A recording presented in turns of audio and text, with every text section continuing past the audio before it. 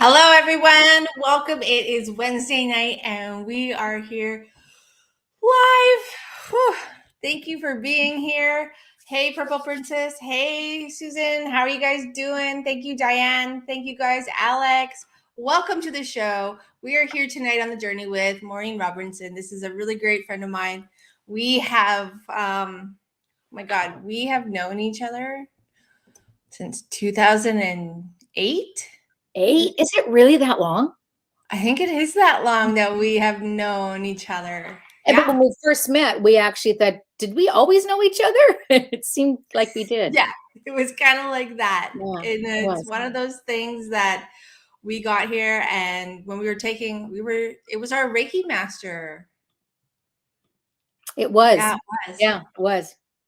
Yeah. So there was turning points at that moment, and when we, from some simple conversations, how our history is actually very connected. And I think it's when you asked me, well, what do you mean you work with animals and you're on a farm? And I said, well, yeah, and she said, what's the name of your farm? And nobody asks you the name of your farm. This is farm talk. Farm people ask the name of a farm of professional farm. Thoroughbred people ask the name of the farm. Right? And no, Diane, I have not booked the flight yet. I'm doing that after, but thank you for my reminder. I see you. Yeah, we were both thoroughbred families, right? Mm-hmm. That's our connection without knowing each other. Yeah, long history, like a long history. But her family and my family both go back to like the 60s, I believe, is it not? Yeah, the beginning of Hastings Park. Yeah, exactly. So very long time history. So then it was just so crazy to meet her in such a different setting than the racetrack, and that we know all the same people. And so, yeah. And that was it. That was the start of a lifelong, I think, a relationship that you and I know will continue to always have. And, the funny part is when I went into that Reiki Master training, the only reason I was doing it at the time was for the paperwork. I remember that. And I remember thinking that when I got there, I was just doing this for the paperwork, because this day and age, you needed paperwork, right? And I was so down with people going, do you know what you're doing? Like, how have you had any kind of formal training? Yes, that's all I wanted to be able to say so we could move on. Not that I've ever done a traditional Reiki session. I fully admit that. I think I maybe did it during the training once, and I remember Linda, our Reiki Master trainer, was like, okay, you need to stop doing it that way because clearly you have something else to do. But and I remember her asking me to show her what she wanted, what I knew, because she was very intrigued by somebody who came in and was trying very hard to follow the rules but had no abilities to follow the rules. So but Maureen, let's talk about you. So Maureen, tell us about you. Ooh, which part? I am so multifaceted. Everything. Your head will spin. I'm one of those people that I'm living like 5 lives all at the same time. So which life would you like to know about? Because I want to know about all of them. I want to know about all of your journeys. Well, yeah, I do energy work. I'm a doula. I've been doing doula work for 40 years. And you sort of trip into that by mistake, sort of like you have my sister really needed help because her first one didn't go so well. Why did it happen there? So I jump in with her to help her out. And anyway, it was just a lifelong practice into that. And that's heartfelt work. It really is. Doula work is super heartfelt. I'm also an entrepreneur. I've been making confections and chocolate and gourmet stuff since I was 32, I guess. So it's been a long time. And we just recently semi-retired. We only do it at Christmas time. We don't do it year round. And because we were selling right across the country and to other parts of the world and stuff. So now, and then we had cafes. But I'm also, I love performing artist stuff. Like I'm a musician. I like to play. I like to write. I write all kinds of things, whether it's songs or screenplay, which I'm not quite finished, but we're almost there on that one. How close are you getting? We're actually just working on the pitch. So for the first one that I'm on, I have 2 others in the back burner waiting to roll on digging into that one. And the latest other artistic one that seems to happen late at night is like who doesn't want to do oracle cards? Don't we all want to do oracle cards? Oh, we're so doing that. We're so doing that. So I've been actually leaning on, so then that leads me into another life of what I'm doing is I'm a budding herbalist. So I've been practicing herbalism for the last few years, and it was something that I've always really loved. Always, every time I'd walk by a plant, even as a kid, I'd go, I wonder what you do. You look like you're important. And I've always just had that in my bones to know what they did. So I've just only recently finally been fulfilling that time period to do those things. And so I thought my oracle cards would reflect that, because I feel like the plants are quite magical in so many ways that, I mean, sure, they have lots of medicine and all the science that goes with them, but there's also this other realm to them that when you get time to really tap in, it's pretty cool. Yeah, it's pretty cool, that stuff. What And draws you to the plants? what draws me to the plants? Yeah. What draws me to the plants? It's probably the fact that they can heal us. I think that's probably the top thing for me, is that I can just feel my heart get full thinking about when you walk by a plant, and I know that that plant will help me with something that I might need at some point. So when we walk, I'll tell people, I've got about 70 medicinal plants growing in my backyard, or on our farm here. And I do, but a lot of them, sure, I planted a lot, but you know what? So many of them, I mean, I'm bragging, yeah, I got 70 plants, but you know what? They're all pretty much the plants that are at your place. They're the same plants. So, and we should know that. It's a shame, and it makes me sad that people don't know when they walk outside the door that plant you pick, and what can that plant do for you? And we should know those things. And it's been, it's like we've been sleeping for a long time. And I feel that we are starting to wake up to it, and that we know that they're there. And it's just, the proof's in the pudding. You just have to try it. It's always my line of attack, my first line of attack. I'm not afraid to go and get medicine traditionally, how we're all used to it. It's been like for about the past 80 years. But I also know that I start with my plants. And then, I mean, obviously, if we got a broken leg, we know where we're going. It's going to the fix-it shop. But if I need regular stuff that's going on, everyday things, I don't go to the store. I walk outside, or I make a tincture. See all these bottles behind? That's just like a small amount of stuff that I've got. I've got 3 other cupboards full of either the dried herbs or herbs that are soaking in tinctures or in oils, whatever the application will be.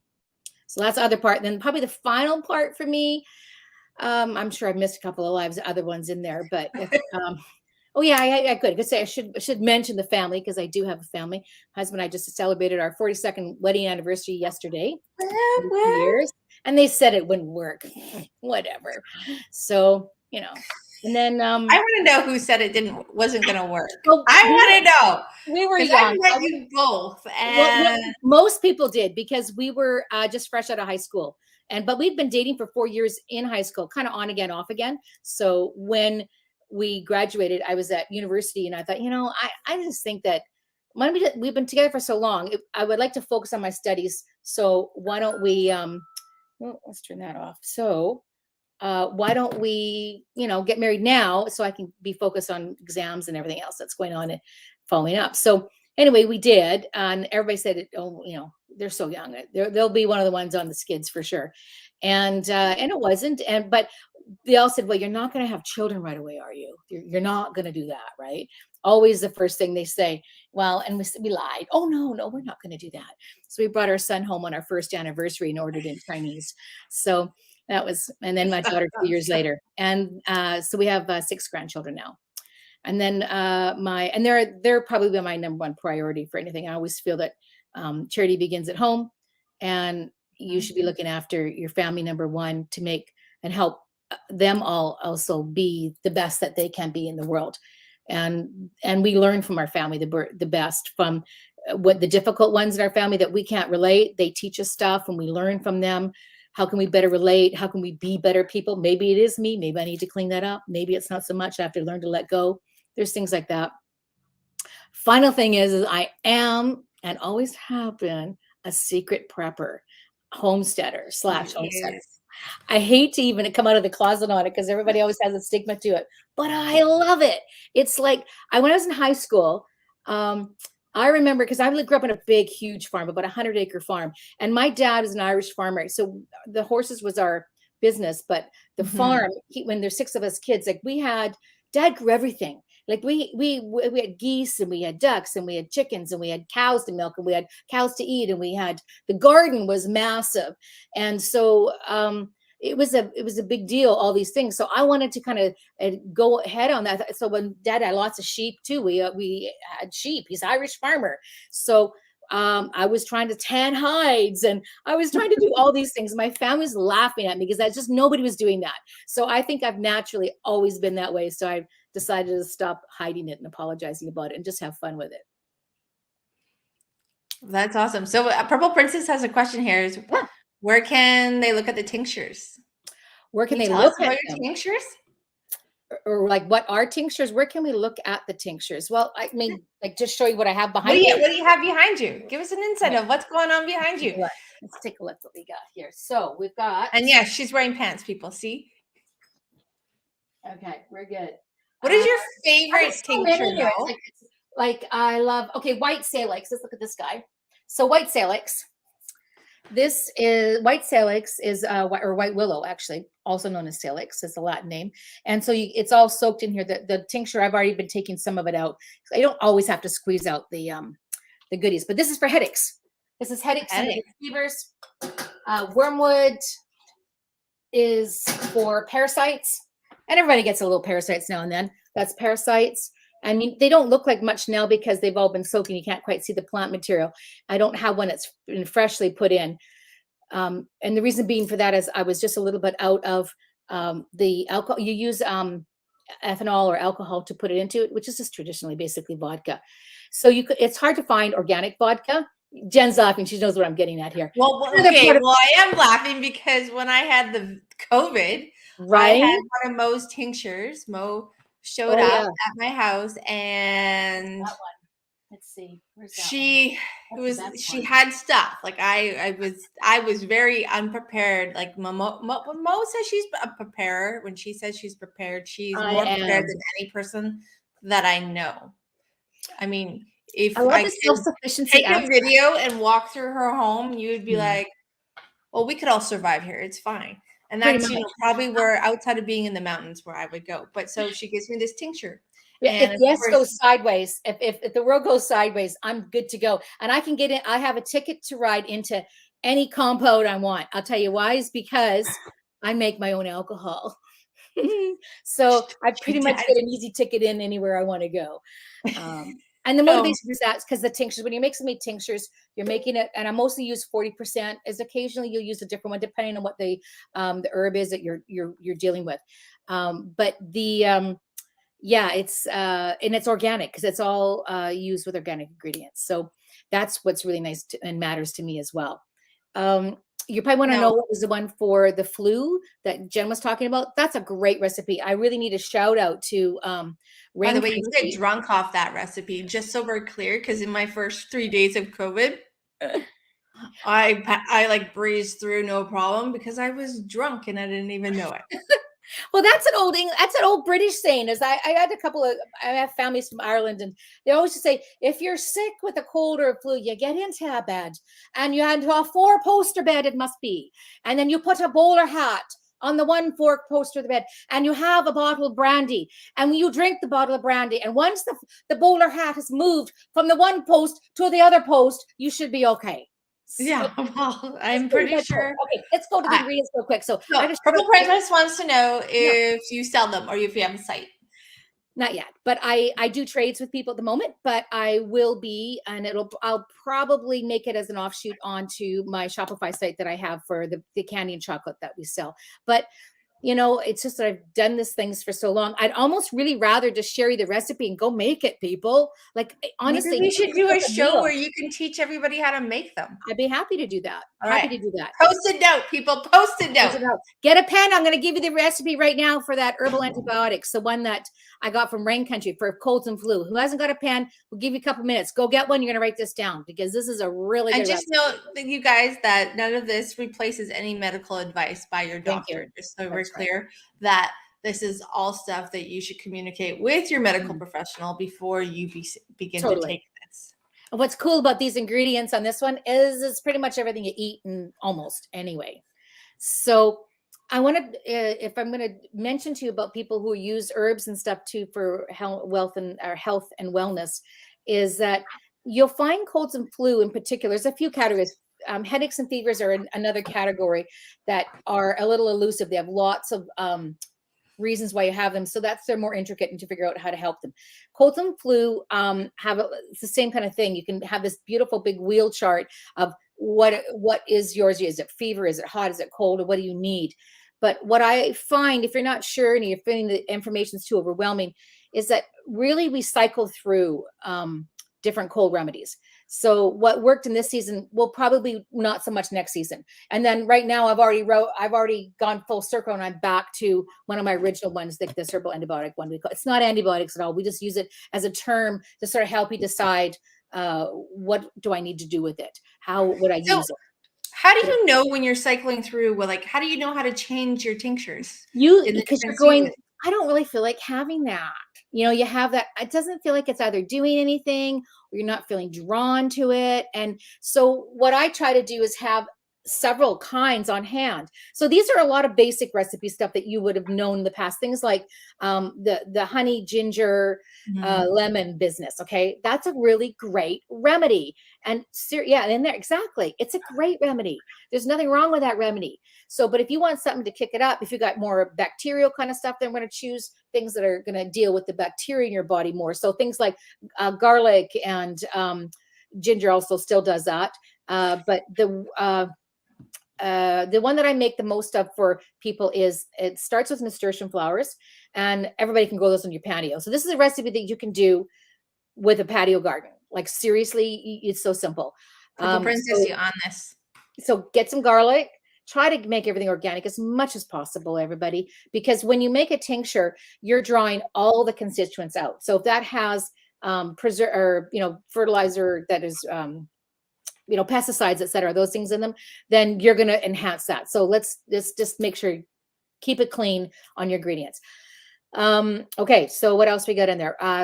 You can have these herbs grow on your patio. Rosemary, thyme, super great antibacterials, antifungals, you name it. It's great. And then you've got, just when you're on the spot, you think you got it all memorized at the top of your head. I should go grab a jar. You guys want to see the jar? I'm going to get you a jar to look at because you can see the ingredients. All right. So we're getting serious here, guys. We're getting tincture lessons, and I have to tell you, I know she's jumping for joy because I've known her long enough that she's always trying to tell me how to make stuff. And I'm like, I'm just going to show up at your house. It's fine. I know how to get past the guard dog. My little Callie. She's my friend. We're friends. And so, yeah. Okay. So just simple stuff. Super easy. It's your public service announcement is to do this recipe up. Okay, so oregano, I forgot oregano. Okay, oregano, top of the line, because oregano, we all know oil of oregano, blah, blah, blah. Well, if you just grow oregano too, oregano, garlic, thyme. Fresh oregano is so good. It is. I have winter savory, so I put it in. It's not because it works in the same family of that. If you don't have it, it's okay. I add chives to mine because I've recently discovered that chives have some other good things in it too. I'm doing a little more study on that. When I hear more about it, I'll share more what I'm learning. Some people have been saying it has glutathione in it. I need to back check that. But if someone else finds out for that, let me know. We'll send Jen a note and we can say it does. Okay. And then the nasturtiums. Now, I need you to understand too that of these ingredients, the garlic is something you need to understand about.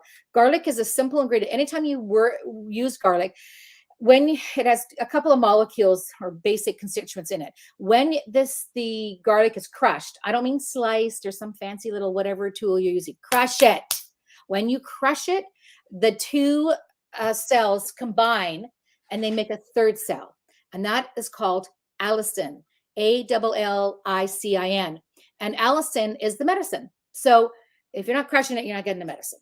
So make sure you crush it before you put it in. So let's see if we can see some of the things in here. Was there a flower mentioned, Mo? What's that? The flower was nasturtium. Now, nasturtiums, you can't see there are orange and yellow ones, which the colors have gone now because when did I make this one? This is... what I'll do is I'll get Mo also to send me the recipe and then I can post the recipe. Yeah. And that way you guys, if you're missing any of the components. Yes, in case you are. So what I did with this, by the way, so I stuffed them all in the jar, fill it up with vodka, put a lid on it, and you're done. It's quicker than making dinner. Now, you're going to let it sit for a couple of weeks or so. You can probably start drying off it a little sooner if you want to. Shake it now and then when you go by, and it keeps forever. It's alcohol, people. It keeps forever. And I'm too lazy to strain it off when I'm using it. Or if I'm doing trades with people, I just trade it like that. But you can squeeze out the stuff. The material inside, what's left, is pretty inert. It's not much left of it, really. It's all gone into the alcohol now. So the next key to this, you have to do a tablespoon per hour for an average size person. Some Okay, bigger, a little more, some smaller, less. Sometimes you have to dilute it just saying. Are you a wuss? Are you a wuss? No, I got drunk. Oh, did you really? I'm not kidding. When I said I was going through the first 3 days, I was like, this is nothing. And Josh is like, you're really a tablespoon. It's a tablespoon. Well, every hour, but okay, so somebody like myself who doesn't drink very often ever. I'm Irish in my blood. Remember your kombucha? Hello. Oh, right. Yeah, Mo makes kombucha. I'll quickly side note this then. Do not grab poison ivy. You can take all those ingredients that we gave you, and you can put apple cider vinegar on it. If you would like to not have the alcohol, it doesn't pull constituents out quite as good as alcohol. Alcohol is the higher level of it, but it's still very good. And then you're starting to talk in the land of fire cider, which is another recipe that you can Google on that. That's another, again, cycle through. We can do fire cider and look that up on that one.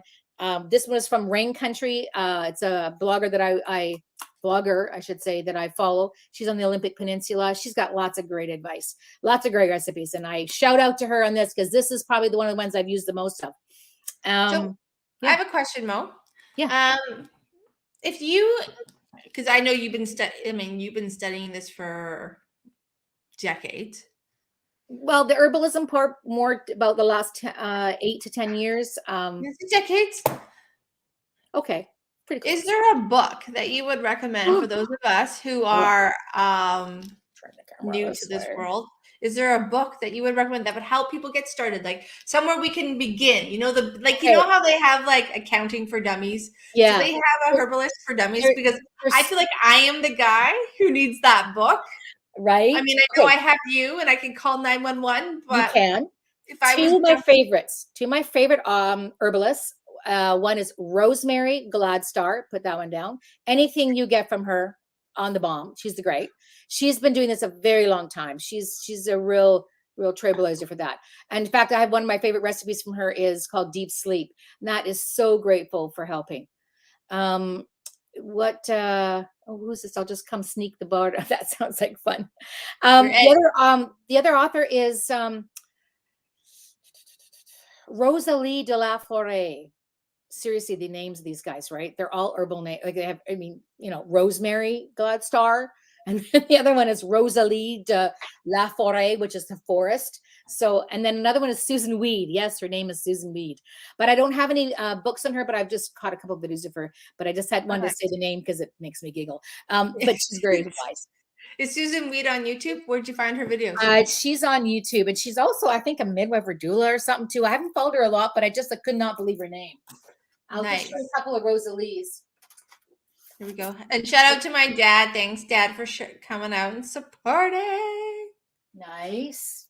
So this is, I think, her first one or second one. But anyway, Wild Remedies. Very good. Cool. Here we are. So foraging the healing foods and craft your own herbal medicine. Super easy. Honestly, herbal medicine's easier than cooking dinner. It really is. This is one of her other ones. Here we go. Perfect. Alchemy of Herbs. And you see her name, Rosalie de la Forêt.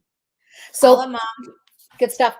And there's also elderberries are great. They grow everywhere. If you can't grow them. Those are becoming very popular up in the Okanagan where we are. There are a lot of farms coming in. Actually, I've been hearing a lot about that. You know what they're talking a lot about up there too in the Okanagan is honeyberries, or sometimes known as haskaps. Because they're a cross between a raspberry and a blueberry. And apparently the antioxidants are freaking delicious. Yeah, and they're higher antioxidants than your blueberries and stuff. So I'm going to order a bunch more plants of those to put in. Woohoo. So earlier you were talking about how when you're working with your tinctures, you are drawn to the ones that you really kind of settle with you. Is there something that you do on a regular basis to kind of connect, like, is there a method or a trick or a tool that you can share with everybody who's listening today, how you kind of connect with your tincture that you resonate with? Is there something you do? Is there Or like the a plants itself? program or a process that goes along with that?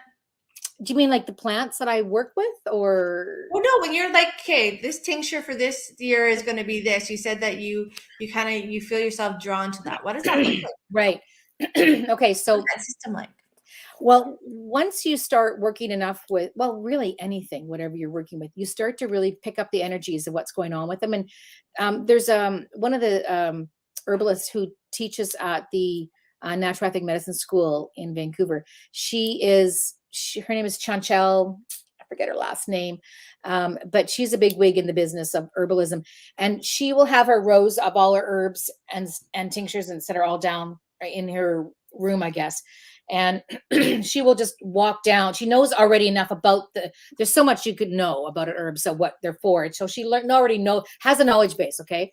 And we know that there could have like maybe 8 to 10 herbs could actually help you in whatever the situation is. So you're thinking, well, what 8 to 10 herb, which one of those 8 to 10 do I pick? And that's when you go energetically and you just take a breath and say, what do I need? Don't overthink it. That's the biggest problem. Stop over processing. You already know the knowledge is already processed. You already know these are good ones I should use. And now there is going to be some process of elimination on, there's some, I'm taking this, so I shouldn't take that. It's that kind of thing. There will be some knowledge based on that too. Okay. But when it comes to, once you've narrowed it down in the scientific standard, what you can use. So now how do you decide?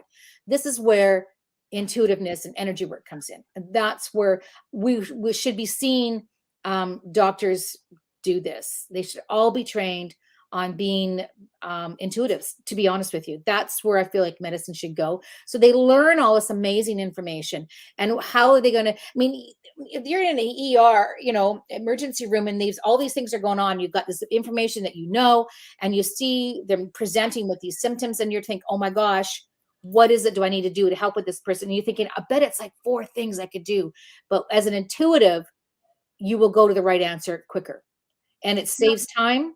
And you know that any one of those 4 could be right, but it just, then you don't have to go through them all one at a time to figure out what does this person need. You're going to be there in advance of that. And that's where I really feel things should be going. We need to connect with the plants and our treatments or whatever we're using and doing. Energy work should not be just for, I don't know, us. It should be for everybody.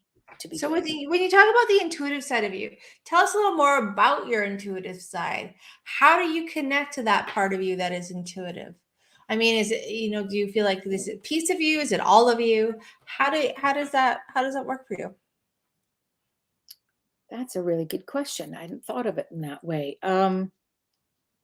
I would say my intuition works best. Look at you smiling there. It works best when I don't overthink it. I think that's kind of the key, is taking a breath, staying grounded, stay in a vibration that is easy to see things, which is typically a love vibration. And it's funny, like all the religions teach this too. It's not, it's not a secret. What is it in a lot of the main Christianity ones, when you come around Christmas, as we're coming up to that season, we've got faith, hope, and love, and the greatest of these is love.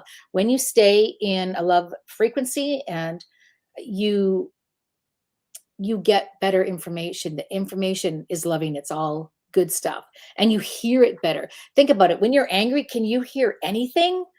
Pretty much no. When you're afraid or full of fear, those are lower vibrations that it's very difficult to hear. You're not in the right vibration to listen to your heart and listen to your mind and listen to what you need to do.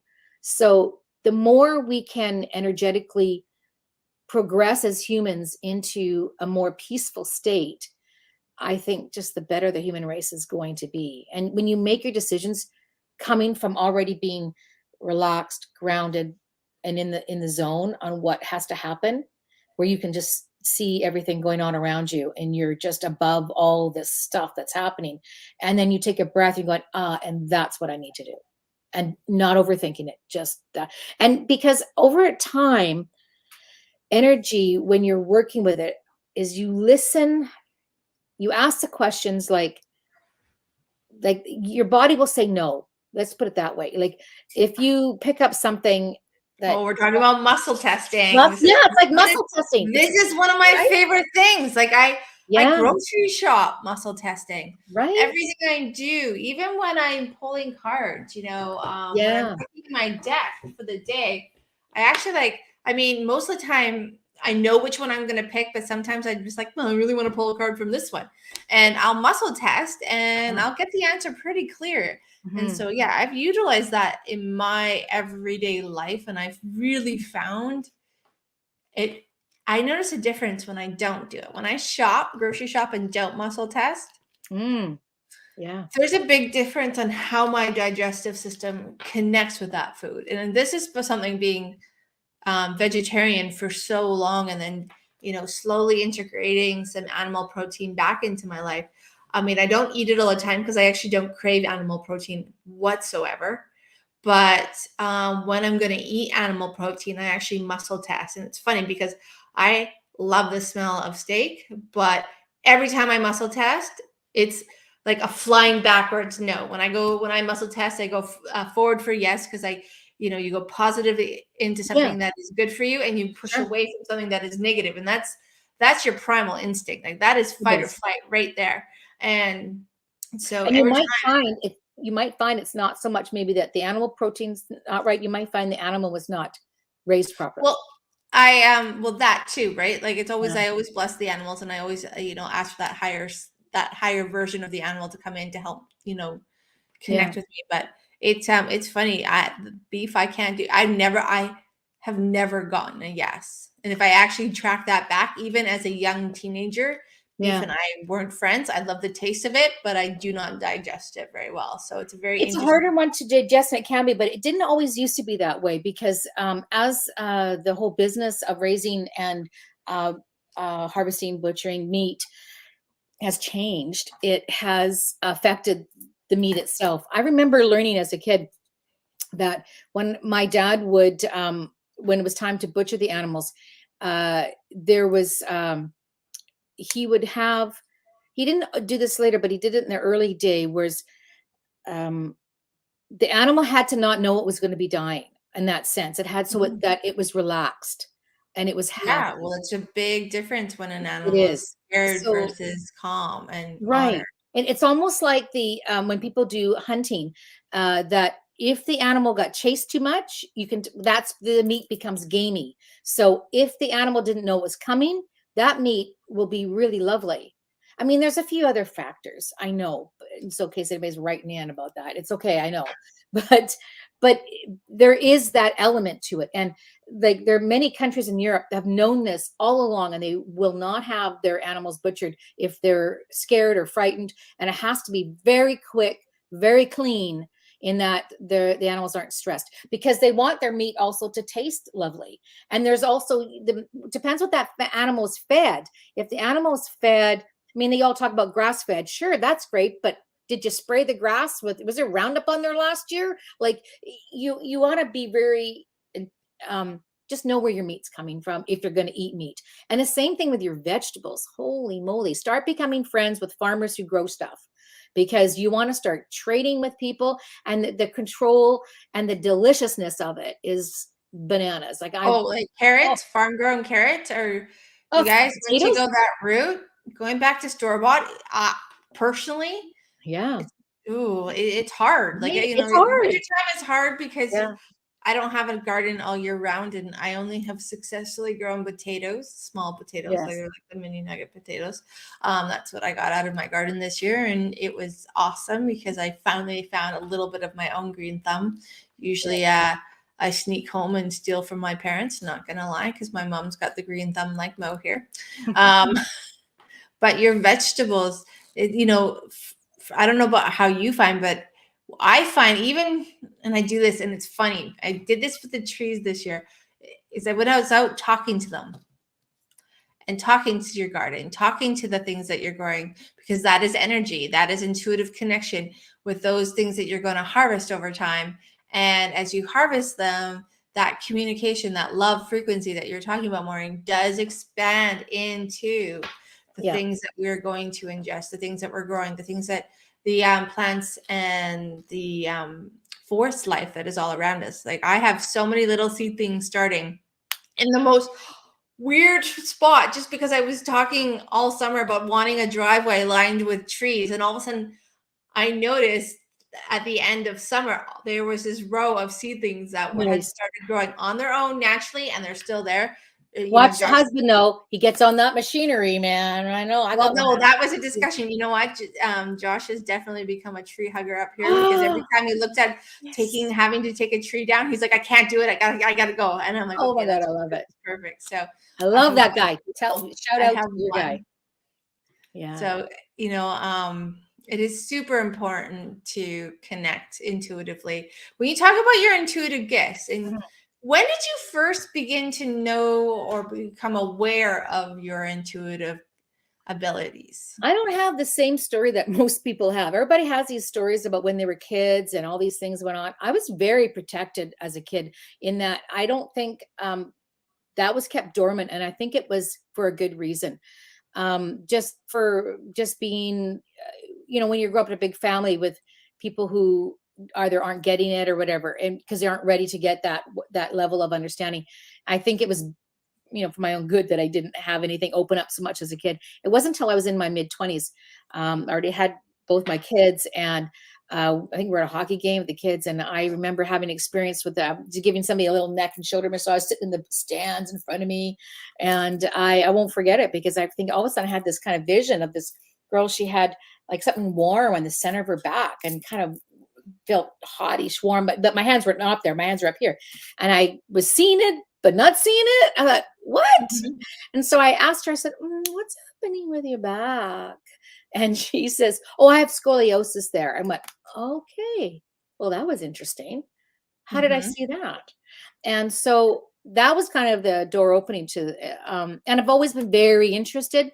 But back in the day, guys, we couldn't talk the way we're having all these conversations now. You got to keep your head in the sand, close the closet door, because people think you're crazy.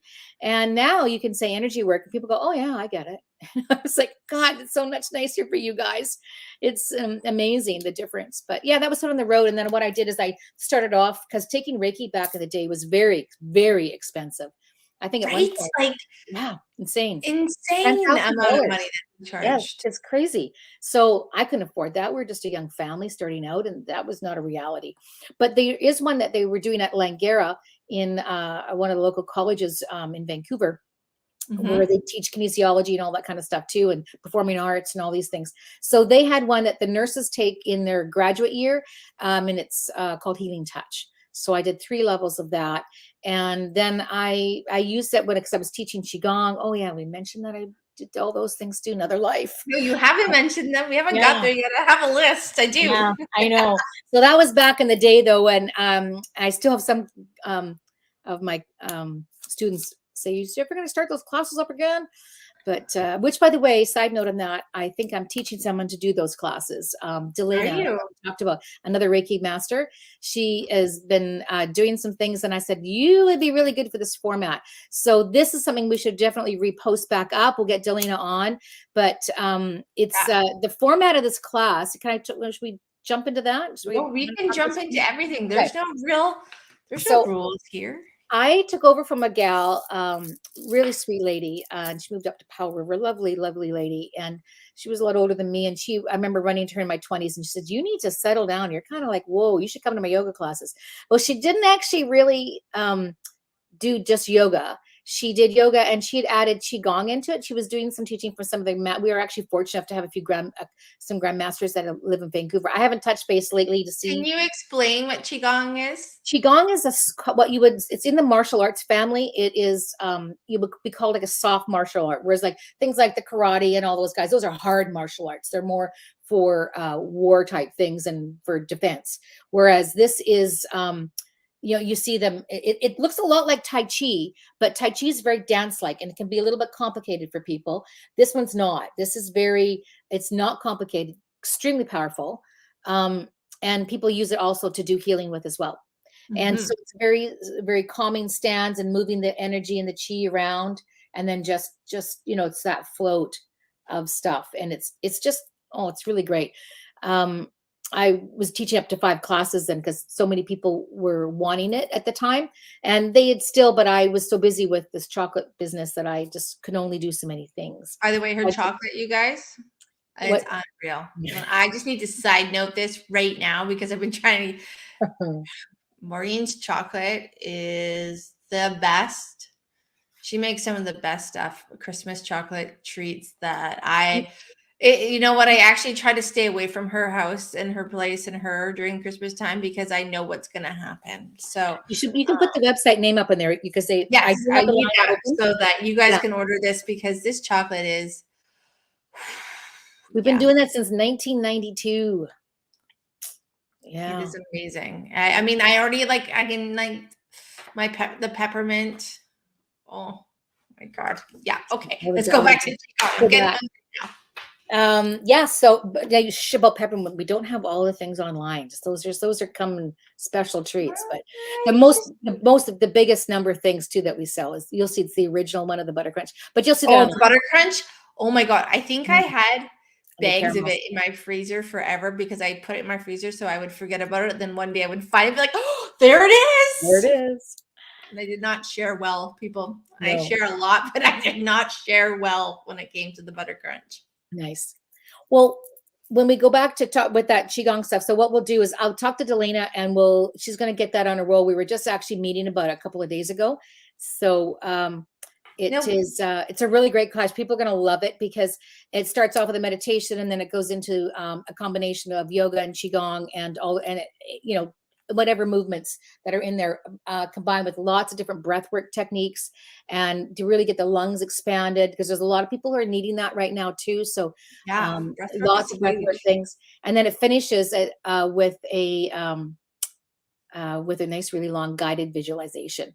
And people used to say, you know what, we just do this other stuff so we can come for the guided visualizations. Everybody wants that one where they send you off into the la la land. Let's be honest though, most guided visualizations come with pillows, blankets, a little cocooning. Yeah. I mean, and she goes over your head. I mean, I've been a part of her guided visualizations and her space, and yeah, it's not just somebody guiding you. There's a lot of little extra there that, definitely puts you into that space where you feel just amazingly comforted and safe and warm and cozy. So I think that's something too that's people aren't getting enough of. I mean, there are some people who really don't need to be touched and it's not for them, but there are also a heck of a lot of people who are not getting enough physical touch. I think that's one of the things this day and age with digital stuff, that people are less and less connecting, less and less eye contact and all kinds of stuff. So I think just having someone giving you safe, warm touch in a very safe, comforting way is just golden. Every single one of it, even the people who say they don't need it, it's because maybe they're hurting or they're scared or they're not sure. So, and that's okay. That's okay. We're all got a journey here, and we all do it the way we need to do it and learn the way we need to learn. But yeah, touch is important. Yeah, it is. I think it's all super important, just having that safe place and having the formula, like Qigong being a formula of how to connect into your life force and into your chi and to move and activate different parts of you, and open up the ability to sense your own flow. I mean, that can be priceless in its own right. Being able to sense your own flow allows you to kind of expand depth of connection that you have with yourself. Yeah, very much so. I mean, I've never really focused on qigong myself. I do it. When I have a couple YouTube videos that I follow, There's when I some great feel ones. stuck, yeah, there's some great Mm, videos out there, some really really great good ones. online teachers. And is that something Delaney is going to be doing? Is she going to be doing this online, Yeah. or is it going to be only in person? I don't know. We didn't have a second meeting yet. That our first meeting was on the beginning because she has a good location for it at her place to do that. And I'm just going to go through a lot of the format with her and also connect her with some more of the training too that she could take in a couple other areas as well if she wanted. But the meditation and stuff they call it a practice for a reason because you got to do it. You got to practice it, and it's lifelong. Every day, And like every day. And you got to get better at it because which means relax and don't be mad at yourself because you don't think you're doing a good enough job. It's not as complicated as people thought it was. It was hard for us in the early day of these things to get into these frequencies, but the way the earth is shifting and the way things are moving right now, these frequencies are getting easier and easier to tap into. And there's so many good resources to help you tap into them. But the one of the main, a lot of these big problems of people not sleeping, this is like, holy moly, I could write a whole book on this whole just topic about sleep is crazy. And it's, I almost, I'm just like, wow, where do I start on that one? There's so much it's a huge one. Just misinformation about it. yeah, I am so connected. Like over Halloween, the night before Halloween, the veil being the thinnest, I was like bouncing off the walls. I was Mhm. exhausted, but then I was bouncing off the walls. But yeah, sleep. We'll have to do a show on sleep because there's a lot out I there. think we A should, lot of I would things. love to do that. Yeah, we will do a show on sleep because I've It's been doing some layers. research. It is layers, and It's there's some layers. crazy information about blue light and the spectrum of blue light based on, Oh, your screens and things like that, enough to interrupt. And I don't know about you guys, but back in the day, I used to try to fall asleep with the TV on, and right. it did not go well for me. I mean, I didn't have some good sleep. There's a difference between sleeping and good Yeah. sleep, I in found my it was very stressful sleep. It was a very stressful yeah, sleep when you did that with the TV on. Yeah, yeah, because and I your knew about body that is blue light actually before they started telling people about the blue light. I knew about that blue light, like those little Apple boxes would have that blue yeah. light on the end come out, and it's like I'll know I'll wake up if it got left on or if it's like in the room. So oh, what says I sleep too much? I think I could sleep. Maybe you need sleep, or if not, or maybe you need some balancing. Maybe do some double checking on some. There's a lot of things going on. If you've got hormone disruptors happening in a lot of our hair products, our skin products, and what we breathe, and everywhere else. So a lot of these things too could be affecting. So when we talk about layers, there's like so many facets as to why people get sleep or don't get sleep, or too much sleep or not enough sleep. And it's a very mental game as well. Very much so. Well, And it's so also is your health. consistency, right? We get out of patterns, we build habits, but we'll have to come back to that because we Yeah, I could know talk we about can get down that that rabbit rabbit. hole now because I got so many good tips on that because I used to do these trade shows across Canada. So we're like going from one hotel room and flying to another and all these things. Like it's kind of hard. It can really throw your sleep off and you're in different Oh, time it zones. completely does. When I I know. used So to I got travel tricks. for work, when I I got was tricks. traveling all over the US with my marketing job, Mhm. sleep was a thing, and it was, Right? long hours, long days. So yeah, no, we'll We could definitely do a definitely whole let's do. show on I'm into sleep. that. Let's get that one I on. got that down too, along Write with, that down. making tinctures with Maureen. Right? I know that's going to Mhm. be a good one too. That'd be good too. So when we talked about connecting with your energy, like the qigong, and learning how to im- be aware of your own energy field, do you have like a tool or something that you use, a trick that you use on a daily, regular basis that you find really helps you kind of tap in to your energy field, kind of do a little self-assessment, self-coaching, and maybe do a little self-work? Is there anything that you could share with everybody here that you really love? That I love to do. Mhm. It evolves. That's the first thing. What I'll use this year, I didn't use the year before, and then the same thing. So it's where you are and what you need. And then if you're not feeling right, that's usually my first indicator to switch up what I'm doing. So right now, for me, what I'm doing is breath work. because I've been needing to do breath work. I'm finding it's settling me. It's putting me in the right space. If I feel there's some physical body thing that's making me, and that's what our body does, by the way. It tells us you need to shift up something. So if my body's telling me that, it's giving me some odd symptom of some kind of whatever it is, then I will try to figure out what it needs. And it'll be layered up. Maybe I need a certain tincture for a little bit of something, or maybe I don't. Maybe I just need a big glass of water. And maybe I really try to listen, what do I need, and get grounded. And if there's something in the summertime in particular, well, actually winter too, but summer is nice to get barefoot outside, but winter is harder to be barefoot, but just getting out there and breathing that fresh air makes such a difference. And grounding mats are pretty cool. Those are another thing that you can get, is a grounding mat. I've heard of those. I haven't. They are amazing, but they sound pretty cool. They are, actually, especially in the wintertime when you can't get outside. That's another easy replacement that you can do. You just sit on them, you rest your soles of your feet on them, and they instantly shift your aura. So I would love the shoes that you can wear outside, those earth shoes. Oh my gosh. Yeah. Christmas present. That would be nice. I would be into that, because again, if anybody hasn't studied anything on earthing, is a great little category, and it really does make a difference. Like standing barefoot, go hug a tree. When they say tree huggers, you really go hug a tree, like seriously. And then you tell me if you didn't feel something. Like you have to be, I don't know, in some weird space if you cannot feel the power of one of those big trees. Even little trees, big trees, they're crazy. So much, so cool. Yeah, so cool. Yeah. All right. Well, we're coming up on our hour. Is there something, Mo, that you'd like to leave everybody with?